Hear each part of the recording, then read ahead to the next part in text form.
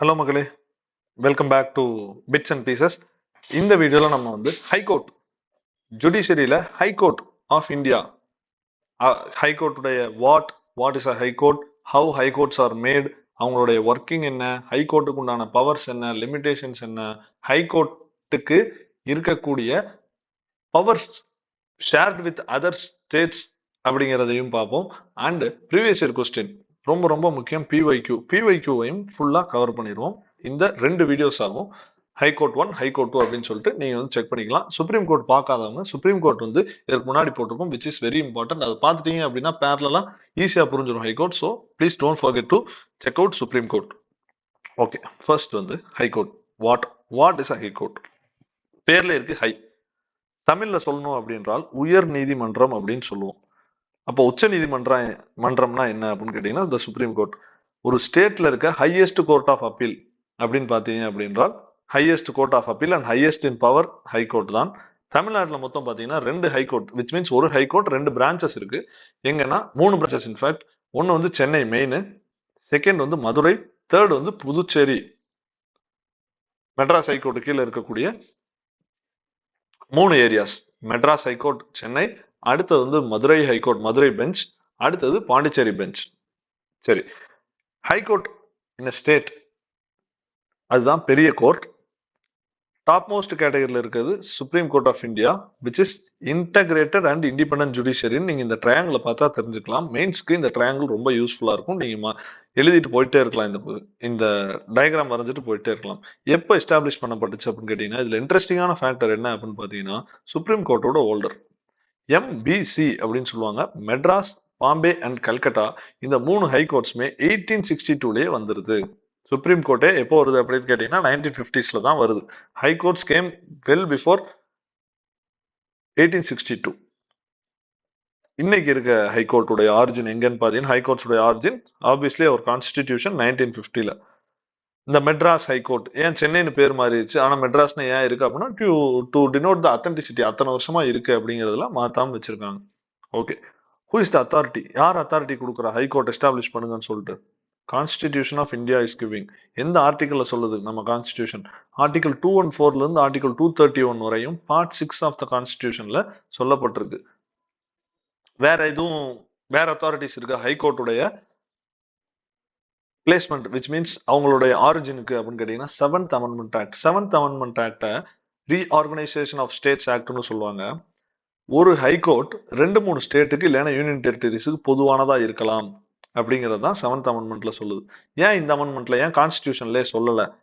Which means constitution வந்தப்பே சொல்லல, 6 வருஷம் கழிச்சு சொல்றதுக்கு அப்பே சொல்லிருக்கலாம்லன்னு கேட்டா அப்ப தேவைப்படல. என்ன பண்றாங்கன்னா, இந்த 7th அமெண்ட்மெண்ட் மூலமா ஒரு ஸ்டேட்டை 2-3 பிரிக்கிறாங்க. மைசூர் அப்படின்னு ஒரு டோட்டலா மைசூர் அப்படிங்கிற ஒரு ஸ்டேட்டுக்கு கீழே நம்ம இருந்தோம்னு வச்சுக்கோங்களேன், இல்லைன்னா தமிழ்நாடு அப்படிங்கிறது கீழே டோட்டலா இருந்துச்சு, ஆந்திரா இருந்துச்சு. அப்பதான் மெட்ராஸ்ங்கிறது கீழே ஆந்திரா எல்லாமே இருந்துச்சு. இப்போ தமிழ்நாடு தனியா ஆந்திரா தனியா பிரிக்கிறாங்க. அப்போ தமிழ்நாடுக்கு மட்டும் இருந்த கோர்ட் இப்ப யாருக்கு பார்ப்பாங்க? அவங்க ஓவர் நைட்ல நீங்க ஒரு ஸ்டேட்டை கிரியேட் பண்ணிடலாம். ஆனா கோர்ட் இந்த இன்ஃப்ராஸ்ட்ரக்சர் எல்லாம் கிரியேட் பண்ற கொஞ்சம் டைம் வேணும் இல்லையா? அது வரையும் for the time being governors court எல்லாத்தையுமே ஒரு கோர்ட் இல்லைன்னா ஒரு கவர்னர் 2-3 ஸ்டேட்டை நிர்வகிக்கலாம் அப்படிங்கிற சட்டமும் சேர்ந்து கொண்டு வந்தாங்க. அதனாலதான் 7th அமெண்ட்மெண்ட்டுடைய need which made a single court to handle 2 or more states. இப்போ எவ்வளவு கோர்ட்டுங்க இருக்கு அப்படின்னு கேட்டீங்கன்னா 25 high courts. இது ப்ரீவியஸ் இயர் கொஸ்டின்ல கேட்டிருக்காங்க. Only union territory to have a separate high court of its own அப்படின்னு கேட்டீங்கன்னா national capital territory of Delhi. அப்போ லடாக் காஷ்மீருக்குலாம் தனித்தனி யூனியன் டெரிட்டரி இருக்குல்ல, தனித்தனி ஹை கோர்ட் இருக்கான்னு கேட்டா நோ, ஒரே ஹை கோர்ட். சரிங்களா? அப்போ மத்த யூனியன் டெரிட்டரியில எங்க போறது? இப்போ பாண்டிச்சேரி எப்படி மெட்ராஸ் ஹைகோர்ட் பக்கத்துல இருக்கோ, கல்கட்டா ஹைகோர்ட்டு கீழே அந்தமான் நிக்கோபார் இருக்கு, கேரளா ஹைகோர்ட்டு கீழே நம்மளுடைய லக்ஷதீப் இருக்கு. அப்படி மற்ற பக்கத்துல இருக்க ஸ்டேட்ஸ் கூட கம்பைன் பண்ணி விட்டுறாங்க. இதெல்லாம் யாருங்க பண்றா? பிரசிடென்ட் பண்ணிடுவாரா அப்படின்னு கேட்டா பிரசிடென்ட்டுக்கு இதுக்கு சம்மந்தமே கிடையாது. Parliament of India will do it. சரிங்களா? ஏன் இதை பிரசிடென்ட்னு சொல்லி அடிச்சு விட்டுருக்கேன்னா குழப்பற மாதிரி கேட்பாங்க. பிரசிடென்ட்னு கொடுத்துருவாங்க, நம்ம ஒழுங்கா ரிவைஸ் பண்ணாம போனா மாட்டிப்போம். ஸோ எக்ஸம்ஷனே அங்கேயே படிச்சுக்கோங்க. இவர் இல்ல பார்லிமெண்ட்னு படிக்கிறதுக்கு பதிலா பிரசிடென்ட் இல்லைன்னு படிங்க. Composition of the high court, chief justice of that high court இருப்பாரு, அப்புறம் அதர் ஜட்ஜஸ் இருப்பாங்க. இவங்களெல்லாம் யார் வந்து நியமிப்பா அப்படின்னு கேட்டீங்கன்னா the president of India. Strength எவ்வளோங்க, மெட்ராஸ் ஹைகோர்ட்ல எவ்வளோ, மணிப்பூர் ஹைகோர்ட்ல எவ்வளோ, அதுனா அதையும் டிசைட் பண்றது பிரசிடென்ட். எல்லாமே president. Highest judicial office of the state வந்து, highest judicial institution of a state வந்து high court. So highest executive of the nation president தான் இதெல்லாம் பண்ணுவார். சீஃப் ஜஸ்டிஸ் ஆஃப் ஹைகோர்ட், ஓகேங்களா, சீஃப் ஜஸ்டிஸ் ஆஃப் ஹைகோர்ட் அவரை establish பண்றது யாருன்னு கேட்டீங்கன்னா பிரசிடென்ட். யாருக்கிட்ட ஐடியா வாங்கிப்பாரு, மெட்ராஸ் ஹைகோர்ட்டுக்கு இந்த ரஜினிகாந்த் அப்படிங்கிறவரை சீஃப் ஜஸ்டிஸா போடலாம் அப்படின்னு சொல்லி பிரசிடென்ட் நினைக்கிறாரு அப்படின்றால் சீஃப் ஜஸ்டிஸ் ஆஃப் இந்தியாட்ட பெர்மிஷன் வாங்குவார், அவர்கிட்ட கேட்பாரு. அடுத்தது governor of that particular state, தமிழ்நாடுடைய கவர்னர் அப்ப யார் இருக்காங்களோ அப்ப கேட்பாங்க, இந்த so and so character X இல்லைன்னா ஒய் இல்லைன்னா ரஜினிகாந்த் அப்படிங்கிறவர் வந்து கரெக்டா இருப்பாரா அப்படின்னு சொல்லி சீஃப் ஜஸ்டிஸ் ஆஃப் இந்தியாட்டையும் கவர்னர்ட்டையும் ஒரு வார்த்தை கேட்பாரு.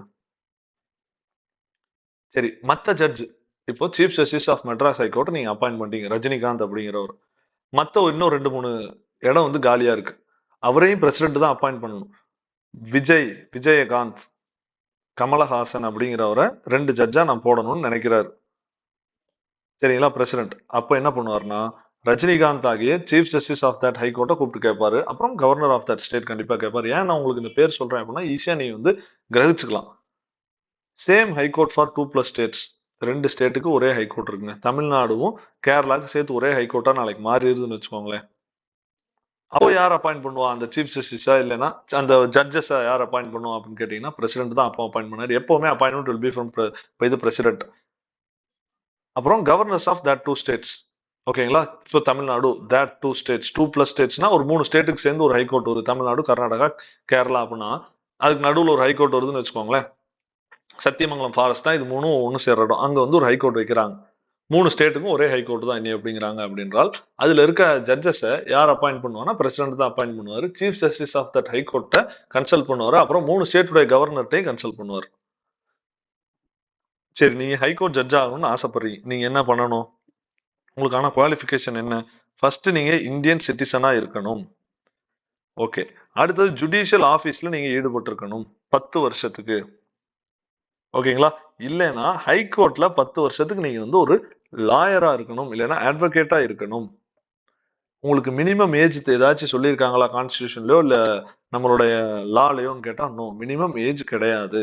ஏன் அப்படின்னா நீங்க வந்து ஒரு 40 வயசுல இந்த 30 வயசுல காலேஜ் முடிக்கிறீங்க, 25 வயசுலன்னு வச்சுக்கோங்களேன், லா முடிக்கிறீங்க 22 வயசுல, 10 வருஷமா ஹைகோர்ட்ல பிராக்டிஸ் பண்ணி 32 வயசுலயே நீங்க வந்து இந்த குவாலிஃபிகேஷன் அட்டைன் பண்ணிடலாம். ஆனா இன்னொருத்தர் என்னன்னா 30 வயசுல தான் லாவே முடிப்பாரு, அவர் மறுபடியும் 10 வருஷம் கழிச்சு தான், ஆனா நல்ல கேப்பபிள் ஆளா இருப்பாரு. 2 பேருமே 40 வயசுல தான் அவர் வந்து 10 வருஷம் இந்த குவாலிஃபிகேஷன் முடிச்சிருப்பாரு. சோ மினிமம் ஏஜ் கிடையாது, கொண்டு வருவதில் இதில் சிக்கல் உண்டு. டிஸ்டிங்கியூஸ் ஜூரிஸ்ட நான் வந்து சுப்ரீம் கோர்ட்டுக்கு நான் இதான் அனுப்பலாம், இது ஒரு ஜட்ஜா அப்பாயிண்ட் பண்ணலாம், அதுக்கு ஒரு ப்ரொவிஷன் இருக்கு. அதே மாதிரி ஹை கோர்ட்டுக்கு இருக்கா அப்படின்னு கேட்டீங்கன்னா இந்த ப்ரொவிஷன் ஹை கோர்ட்டுக்கு கிடையாது. டிஸ்டிங்கியூஸ்டு ஜூரிஸ்டா நல்லா ஞாபகம் வச்சுக்கோங்க, ஹை கோர்ட்டுக்கு நீங்க வந்து ஜட்ஜா அப்பாயிண்ட் பண்ண முடியாது. உறுதிமொழி, யார் உறுதிமொழி ஏற்று வைப்பா உங்களுக்கு, பதவி பிரமாணம் பண்ணி வைப்பா அப்படின்னு கேட்டீங்கன்னா the governor of your state. Appoint பண்றது பிரசிடென்ட்.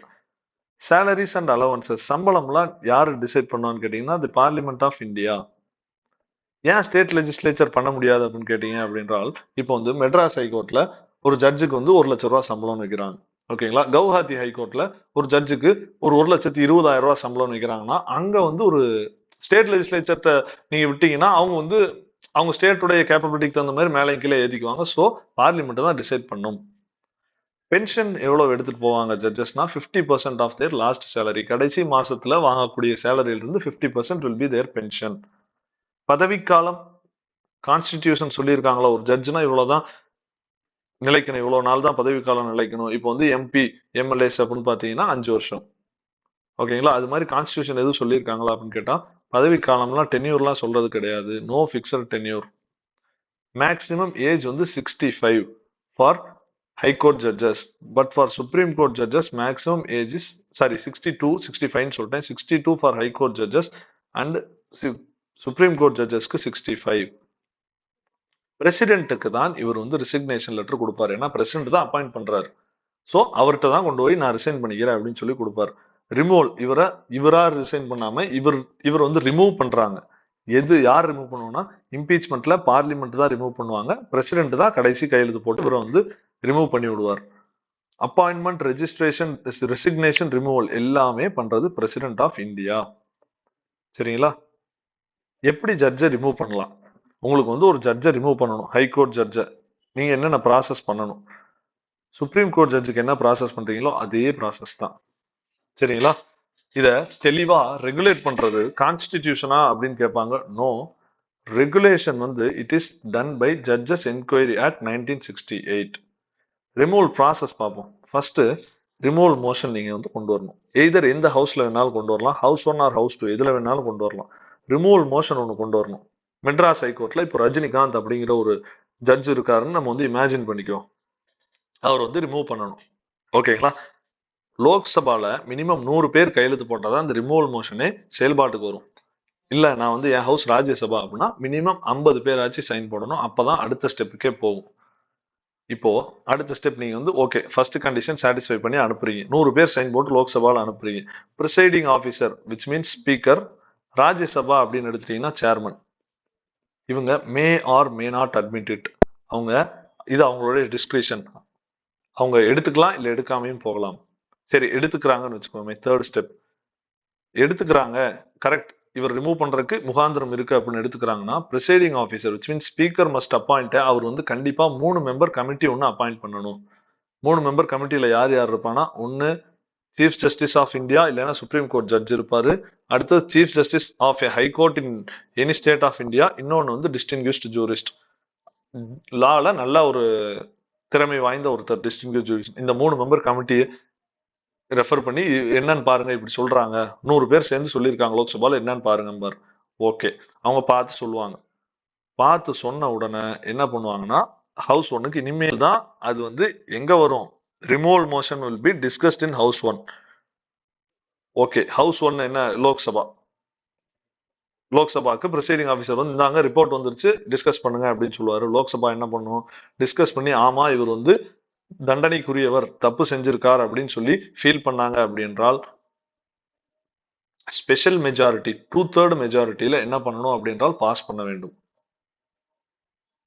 அடுத்தது ராஜ்யசபா ஆகிய ஹவுஸ் 2க்கு போகும், இல்லைன்னா லோக்சபா. ஃபர்ஸ்ட் ராஜ்யசபால அந்த ரிமூவல் மோஷன் ஆரிஜினேட் ஆயிருந்துச்சுன்னா இப்போ லோக்சபாக்கு வரும். 5th பாயிண்ட் இதுதான். வந்த உடனே அவங்களும் என்ன பண்ணணும்னா ஸ்பெஷல் மெஜாரிட்டியில பாஸ் பண்ணணும். ஒரு ஹவுஸ் வந்து பாஸ் பண்ணிருச்சு, இன்னொரு ஹவுஸ் பாஸ் பண்ணல அப்படின்னா அவ்வளவுதான், அந்த ப்ராசஸ் முடிஞ்சு போச்சு. 2 ஹவுஸுமே பாஸ் பண்ணிடுறாங்கன்னு வச்சுக்கோமே இமேஜினரியா, ஆமா இவர் ரிமூவ் பண்ணணும் அப்படின்னு சொல்லி, இந்த ஹைகோர்ட் ஜட்ஜை ரிமூவ் பண்ணணும் அப்படின்னு சொல்லி கொண்டு வர்றாங்க அப்படின்னா பிரசிடென்ட் டேபிளுக்கு போகும். பிரசிடென்ட் வேற வழியில் கையெழுத்து போட்டு தான் ஆகணும். Then the judge will stand remove. ரொம்ப ரொம்ப கஷ்டமான ப்ராசஸ். ஓகேங்களா? இதுவரையும் யாராச்சும் ரிமூவ் பண்ணப்பட்டிருக்காங்களா இப்படி அப்படின்னு கேட்டீங்கன்னா no. Transfer of judges, transfer பண்ணணுங்க. மெட்ராஸ் ஹைகோர்ட்ல இருந்து கவுஹாத்தி ஹைகோர்ட்டுக்கு நான் டிரான்ஸ்ஃபர் பண்ணணும்.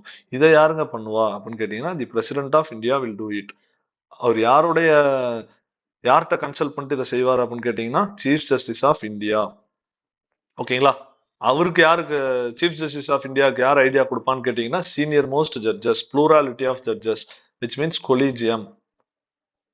இதை பனிஷ்மெண்டா நான் பண்ணலாமா அப்படின்னு கேட்டீங்கன்னா நோ, இது வந்து பனிஷ்மெண்டாலாம் பண்ணக்கூடாது, பப்ளிக் இன்ட்ரெஸ்ட்ல மட்டும்தான் பண்ணணும். கவுஹாத்தி ஹைகோர்ட் இன்னும் எஃபிஷியன்டா ஆக்கணும்னு நீங்க நினைக்கிறீங்க, ஸோ இங்க இருக்க ஒரு பெஸ்ட் ஜட்ஜ் எடுத்துக்கொண்டு போய் அங்க போடுறீங்க, பப்ளிக் இன்ட்ரெஸ்ட்ல தான் நீங்க வந்து பண்ண வேண்டும்.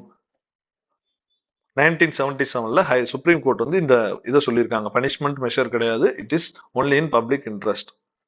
சரிங்க, இது பனிஷ்மெண்டா பப்ளிக் இன்ட்ரெஸ்டான்னு ஜுடிஷியல் ரிவ்யூ கோர்ட்டுக்கு போலாமா நான் கேட்டா கண்டிப்பா போலாம். ஒருவேளை வேணுக்குன்னே பனிஷ்மெண்ட்டுக்காக பண்ணியிருக்காங்களா அப்படின்னு சொல்லிட்டு நீ வந்து கோர்ட்டுக்கு போகலாம். ஆனா யார் போக முடியும்னா யார் வேணாலும் போக முடியாது.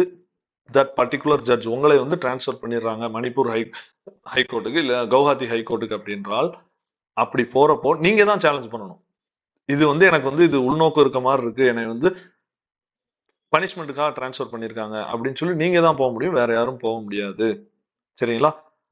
அடுத்த வீடியோல நம்ம வந்து types of judges, acting chief ஜஸ்டிஸ்னா என்ன, அடிஷனல் ஜட்ஜ்னா என்ன, ஆக்டிங் ஜட்ஜ்னா என்ன, ரிட்டையர்டு ஜட்ஜ்னா என்ன, இண்டிபெண்டன்ஸ் ஆஃப் த ஹைகோர்ட், இதெல்லாம் பார்த்துட்டு அதற்கப்புறம் என்ன பண்ணலாம் அப்படின்னு பார்த்தீங்கன்னா ஹைகோர்ட்டுடைய கொஸ்டின்ஸ், ப்ரீவியஸ் இயர் கொஸ்டின்ஸ் எல்லாம் பார்த்துட்டு நம்ம வந்து ஹைகோர்ட்டை டோட்டலாக வைண்ட் அப் பண்ணிடலாம்.